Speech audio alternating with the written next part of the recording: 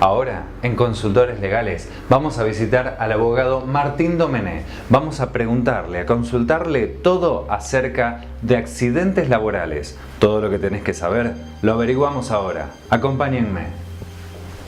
Hola Martín, ¿qué tal? ¿Cómo estás? Buenas tardes, Marcelo. Buenas tardes. ¿Cómo has todo? Permiso. Bueno, Martín, gracias por atendernos. Bueno, gracias a ustedes por haberse acercado. La verdad que últimamente tenemos muchas consultas por accidentes de trabajo. Claro. Y hay mucha información que quizás es falsa o no es cierta sobre el tema, así que es muy importante brindar con correcta información para la gente y que pueda estar informado sobre sus derechos. Está muy bien. ¿Cómo sé si un accidente es laboral? Bueno, en primer lugar lo que vas a tener que hacer es distinguir, porque los sucesos laborales pueden ser accidentes, que la ley en el artículo 6 los describe como hechos súbitos y violentos, es decir, cosas que te pasan en un lugar determinado, en un momento determinado. Supongamos que sos repositor de un supermercado, estás acomodando la mercadería y la estantería se desploma y se cae encima tuyo. Eso categoriza como un accidente de trabajo, pero también se encuentran las enfermedades profesionales, que son aquellas que van sucediendo con la progresión del tiempo por estar expuesto a un factor de riesgo determinado o por hacer una tarea repetitiva durante un tiempo prolongado, y pueden generar también tipo de lesiones, y eso son enfermedades profesionales. Entonces esta distinción es importante. También tenés que tener en cuenta que hay accidentes que son in itinere, se llaman, que son aquellos que suceden en el trayecto de tu casa al trabajo, ya sea yendo como volviendo también. Claro. ¿Qué es lo primero que tiene que hacer una persona si sufre un accidente laboral? Bueno, mira, en primer lugar yo recomiendo asesorarse con un profesional, porque hay mucha información sobre el tema, palabra de un amigo, de un vecino, de otra persona, y la verdad que hay mucha información incierta sobre los costos, sobre las complicaciones con la empresa donde se trabaja, que muchas veces son falsas. Entonces el asesoramiento en primer lugar creo que es lo principal. Y después entender que esto es un derecho que tiene el trabajador, no le está pidiendo ni está ganando plata por hacer nada, sino que es un derecho que le asiste por haber estado en cumplimiento de funciones laborales. Y por último, las consultas recomiendo que sean en estudios especializados, porque muchas veces esto no solo tiene que ver con la parte económica o indemnizatoria, sino también por la salud propia del trabajador.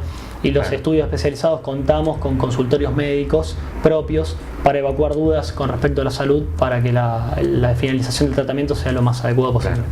¿Y cuánto dinero le correspondería cobrar? Bueno, acá lo que tenemos que distinguir es lo que se llama ILT o incapacidad laboral temporaria de lo que es la incapacidad laboral definitiva. Durante el proceso, digamos, del accidente de trabajo hasta el alta médica, el sueldo debe ser abonado por la ART. Los primeros 10 días, dice la ley, lo paga el empleador, pero luego lo paga la aseguradora de riesgo de trabajo hasta el alta médica. Eso en la parte de salario. Muchas veces se confunde lo que es cobrar con cobrar el sueldo y cobrar la indemnización. La indemnización es posterior a la alta médica, y lo que se hace es, mediante una junta médica con la aseguradora de riesgo de trabajo, se determina la gravedad de la lesión sufrida, se le otorga porcentaje de incapacidad, y sobre un cálculo de la ley se paga esa indemnización. Ese cálculo de ley está compuesto por 3 variables. Una de ellas es el salario que el trabajador cobraba al momento del hecho, en realidad es un promedio de los últimos salarios. Otra de las variables es la edad del trabajador. No es lo mismo una persona que tiene muchos años laborales por delante que una persona que le faltan pocos años para jubilarse. Y luego es importante, como tercer variable fundamental, el porcentaje de incapacidad que va a medir la gravedad de la lesión sufrida.